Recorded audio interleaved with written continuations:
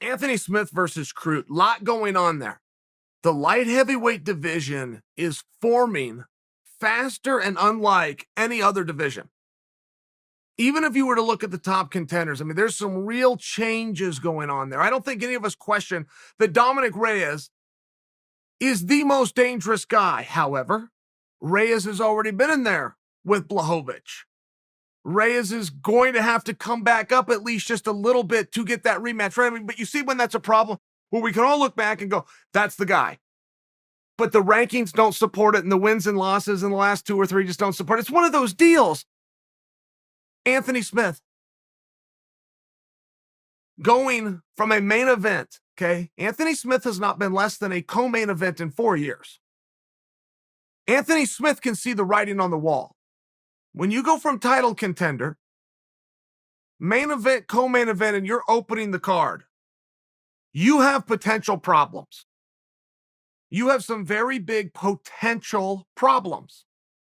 So when Anthony's to go in there against Croot, who's a stud, I think I've seen Croot, personally seen Croot win 9 fights. Good fighter. Little bit younger, representative of that next era, right? You understand the story here. Croot's going to beat Smith. Croot's going to get some run. And where's Anthony go? I don't know. Does he get one more? Does he get released tomorrow? I don't know. But this is how serious this was. And for reasons unknown, I never seen Anthony more relaxed.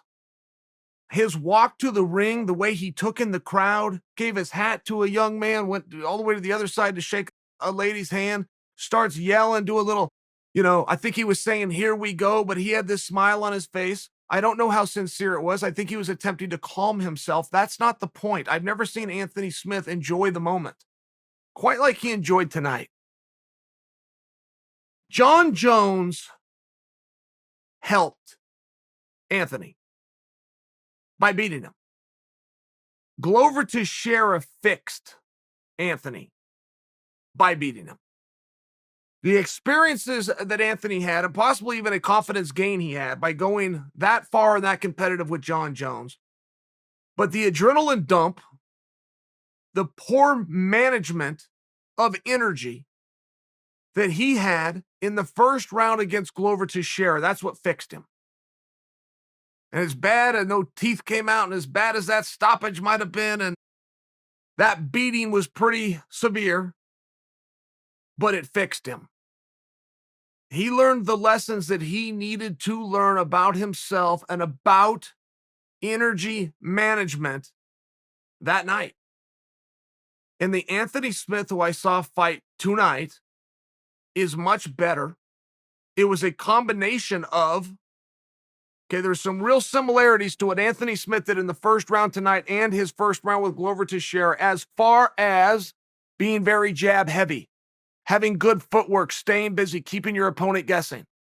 However, he dropped the volume, and he should have dropped the volume.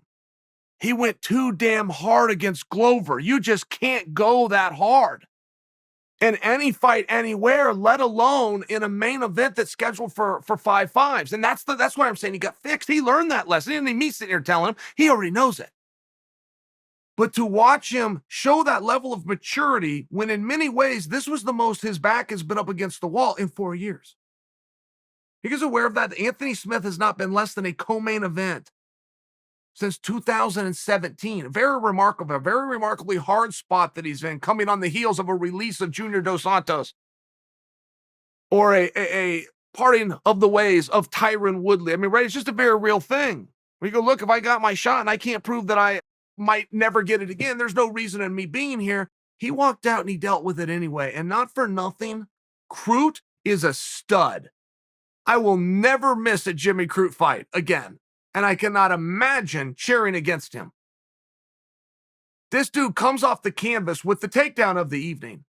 He looked like Jordan Burroughs shooting that double leg from his knees while hurt. And then we find out, and on one, I have the foggiest idea how he did it. I mean, I do not know. I coach wrestling, let alone do wrestling. I teach the kids that back leg you have to drive off of. If you don't drive, if you don't dig that in, you don't go anywhere. I don't know how he dug it in. I don't know how Croot shot a double leg from his knees to start with hard enough to knock Anthony Smith's ass backwards and finish it on top.